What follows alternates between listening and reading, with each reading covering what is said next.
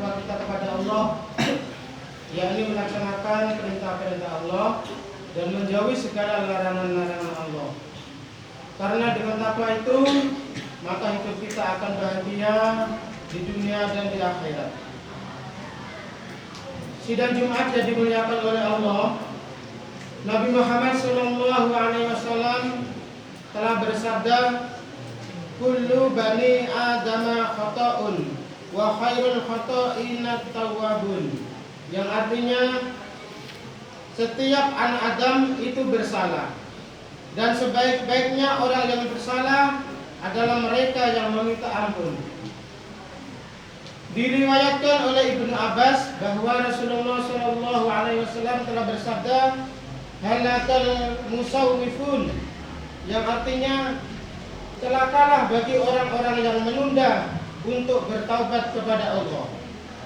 Sidang Jumat yang dimuliakan oleh Allah, memang orang yang sudah berani menunda taubat berarti ia mengira bahwa dirinya akan hidup kekal di dunia. Padahal sekalipun ia masih hidup, jika ia mempunyai penyakit jika menunda taubat, maka ia tentu tidak akan mampu meninggalkan dosa-dosanya pada hari ini, dan tidak dapat pula meninggalkan dosa-dosa pada hari esok. Sebab di dalam hatinya selalu ada bisikan hawa nafsu yang mengatakan bahwa besok saja Anda bertaubat, karena besok masih ada waktu. Demikian seterusnya, dan tidak ada henti-hentinya hawa nafsu mereka memerintahkan seperti itu, sehingga dari hari ke hari dosanya bertambah banyak dan berkarat yang mengakibatkan akan menggerogoti imannya. Naudzubillah min dzalik. Sidang Jumat yang dimuliakan oleh Allah, adapun yang dimaksud taubat adalah mohon ampun kepada Allah dengan lisan dan penyesalan di dalam hati terhadap suatu dosa yang telah dilakukan dengan jalan meninggalkan dosa tersebut, disertai dengan niat tidak akan mengulangi lagi. Jikalau dosa tersebut berhubungan dengan manusia, maka wajib minta maaf kepadanya dan mengembalikan harta padanya yang dianiaya atau minta halalnya. Memang ada kata-kata taubat ini sangat simpel, enak didengar dan mudah diucapkan, akan tetapi tidak semudah itu hakikatnya. Sebab taubat diperlukan sekali lagi tindakan yang nyata sebagai realisasinya. Maka kurang bijaksana dan ceroboh sekali manakala seorang taubat akan tetapi dia masih melakukan dosa-dosa. Hal ini berarti mengajak Tuhannya dan menghina kepadanya, dan sangat memalukan sekali manakala ada seorang yang beristighfar mohon ampun kepada Allah tetapi hatinya masih berniat ingin mengulangi dosa lagi. Hal ini menurut wali yang bernama Rabi'ah Al-Adawiyah disebut dengan taubat orang-orang yang berdusta. Lagi pula tidak diterima taubatnya. Maka kita sebagai orang yang mukmin dan bertakwa, maka mohonlah ampun kepada Allah yang telah digariskan oleh Allah Subhanahu wa taala. Allah berfirman dalam Al-Qur'an surat Ali Imran ayat 135 sampai 136 yang berbunyi, Bismillahirrahmanirrahim. Walladzina idza fa'alu fahisatan aw dzalamu anfusahum dzakarullaha fastaghfiru dzunubahum wa may yaghfiru dzunuba illa Allah wa lam yusirru ala ma fa'alu wa hum ya'lamun. Ulaika jazaa'uhum maghfiratun min rabbihim wa jannatun tajri min tahtiha al-anhar khalidina fiha wa ni'ma ajrul 'amilin. Yang artinya, dan juga orang-orang yang apabila mengerjakan perbuatan keji dan menganiaya diri sendiri, mereka ingat akan Allah lalu memohon ampun terhadap dosa-dosanya, dan siapa lagi yang dapat mengampuni dosa selain daripada Allah, dan mereka tidak meneruskan perbuatan kejinya itu sedang mereka mengetahui mereka itu balasannya adalah ampunan dari Tuhan dan surga yang di dalamnya mengalir sungai-sungai dengan mereka kekal di dalamnya, dan itulah sebaik-baiknya pahala orang-orang yang beramal.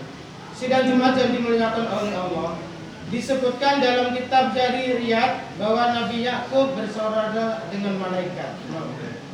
Pada suatu ketika malaikat maut datang mengunjungi. Berkatalah Yakub kepadanya, "Hai malaikat maut, sebenarnya engkau datang untuk mengunjungi aku atau akan menyabut nyawaku?" Jawabnya, "Aku datang berkunjung." Yakub berkata, "Aku minta sudilah engkau memenuhi hajatku." Malaikat maut berkata, "Apa hajatmu?" Yakub menjawab, "Aku minta agar engkau memberitahukan kepadaku apabila telah dekat ajalku dan engkau mau mencabut nyawaku." Malaikat maut berkata, "Ya, akan aku kirim 2 utusan, bahkan 3." Kemudian ketika Yakub sampai pada ajalnya, datanglah malaikat maut dan Yakub berkata lagi, "Apakah engkau datang untuk berkunjung atau mencabut nyawaku?" Malaikat maut menjawab, "Aku datang untuk mencabut nyawamu." Yakub berkata lagi, "Bukankah engkau telah mengabarkanku bahwa engkau akan mengirim 2 atau 3 utusan untuk memberitahu kepadaku?" Malaikat maut menjawab, "Aku telah melakukan itu, yaitu keputihan rambutmu yang sebelumnya hitam, kelemahan tubuhmu yang sebelumnya kuat, dan kebukukan tubuhmu yang sebelumnya tegak. Semua itu adalah utusanku pada anak Adam sebelum mati." Sidang Jumat yang dimuliakan oleh Allah, lebih dari itu tentu kita sadari bahwa datangnya maut tidak seorang pun yang dapat mengetahui kecuali Allah. Mati datangnya tidak terduga. Bisa jadi mati itu menimpa seorang yang masih muda. Bahkan tidak sedikit orang yang di pagi hari masih sehat, siangnya sudah mati mendadak. Dan jika seorang sudah sampai pada batasnya, maka ia tak mampu mengundurkan sedikit pun.